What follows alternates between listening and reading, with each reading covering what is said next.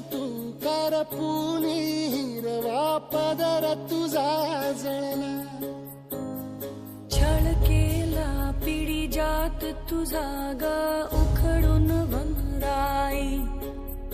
अपराध किती झाले पण आता शरण तुला आई. नभ काजळता ते जलधन